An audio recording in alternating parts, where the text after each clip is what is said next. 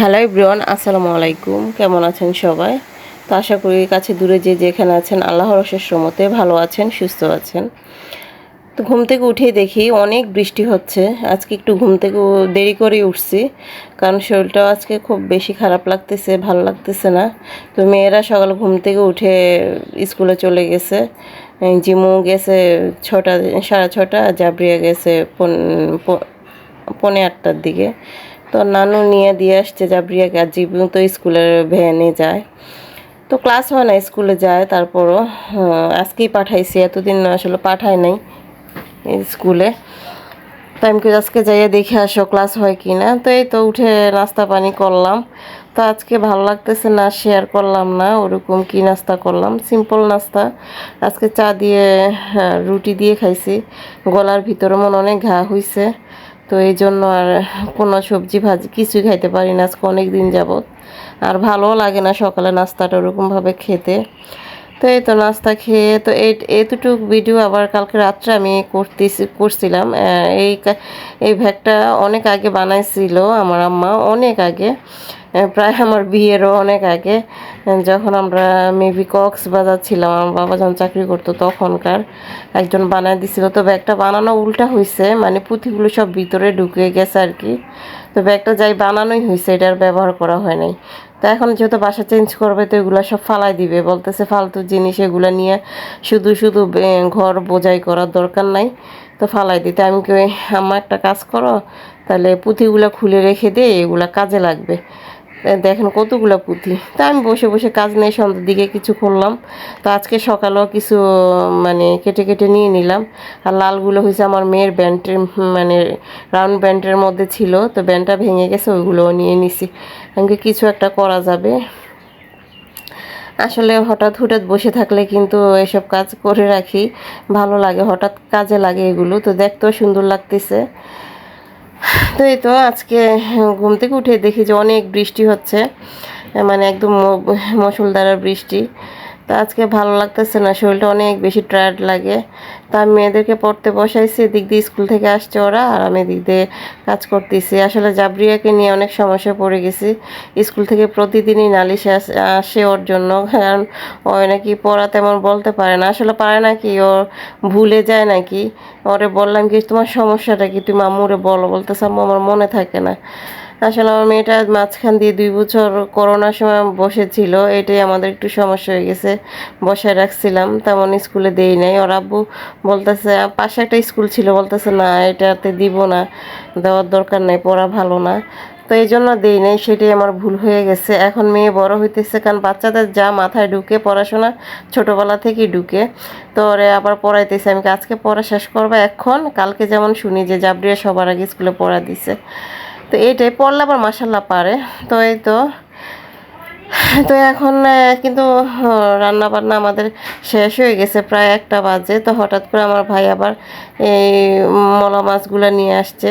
তো মাছগুলো এতটা ভালো না, তারপরও নিয়ে আসছে, আধা কেজি নিয়ে আসছে। আসছে বলতেছে রেখে দাও, না তো কেটে রান্না করো। তো আমার কেন জানি খেতে ইচ্ছে করতেছে, তো আমি একটু রান্না করি, ধনেপাতা অল্প একটু ফ্রিজে আছে, এগুলা দিয়ে ভাত খাবো। তো আমি কেটে নিতেছি এগুলো। আমার আম্মা আবার ফ্রিজে রেখে দিছিল, তাই আমি ফ্রিজ থেকে বের করে নিয়ে আসছি। আমি এগুলো জানি ফ্রিজে রাখলে পরের দিন এগুলো একদম সব গলে যাবে। আসলে বাসায় অনেক কাজ, কারণ যেহেতু বাসা ছাড়বা আর 8-9 দিন, হয়তো 10 দিন আছে। তো এইগুলো একটা বাড়তি ঝামেলা, রান্না বান্না শেষ। তো আজকে কী কী রান্না করলাম সেটা দেখালাম না। মলা মাছটা আমি কিভাবে রান্না করতেছি সেটাই শেয়ার করবো আপনাদের সাথে। তো কেটে অল্প কিছু নিয়ে নিছি। আমি এখানে একটা ছোট সাইজের আলু কেটে নিছি, ধনে হলুদ গুঁড়া, মরিচের গুঁড়া, জিরার গুঁড়া, তারপর রসুন বাটা, পেঁয়াজ কুচি, কাঁচামরিচ, লবণ, এগুলো আমি পরিমাণ মতো দিয়ে নিছি। দিয়ে এখন আমি হাত দিয়ে ভালো করে এগুলো কচলিয়ে নিতেছি আর কি, ভালো করে মেখে নিতেছি। আসলে যে কোনো মাছ কিন্তু আপনারা দেখবেন বাজার থেকে নিয়ে আসলে কিন্তু টাটকা রান্না করলে কিন্তু মেখে, এভাবে হাত দিয়ে মেখে রান্না করলে মাছটা অনেক ভালো লাগে ভাজি করা ছাড়া। তা আমি এভাবে রান্না করতেছি, একটু সরষের তেল দিয়ে দিব। তো মাছটা অনেক মজা হয়েছিল। তো তো ভিডিওর মাঝখানে বলে দিচ্ছি, যদি আমার ভিডিওটা আপনাদের কাছে ভালো লাগে তাহলে প্লিজ আমার চ্যানেলটা সাবস্ক্রাইব করবেন। আপনাদের কাছে রিকোয়েস্ট, আর দেখা শুরুতে একটা লাইক দিয়ে দেখবেন।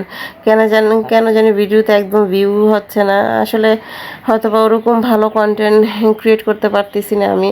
আর আপনারা জানেন হ্যাঁ যে আমি একটু অসুস্থ, আর এই সময়টা যে ভিডিও যেগুলোই আমি দিচ্ছি এটাই আমি মনে হচ্ছে অনেক বেশি আমার জন্য, কারণ কষ্ট করতেছি, করবো আস্তে আস্তে, যেদিন ভালো লাগে এদিন ভিডিও করি, আর যেদিন ভালো না লাগে এদিন মোবাইল হাতে নিতেও ইচ্ছে করে না। তো এই আর কি। তারপরে যেহেতু আমি ইউটিউবে ভিডিও আবার নতুন করে দিচ্ছি, তাহলে তো কন্টিনিউ থাকতে হবে। তো প্লিজ আপনারা আমাকে একটু সাপোর্ট করবেন, আপনাদের কাছে আমার বিনত অনুরোধ এটা।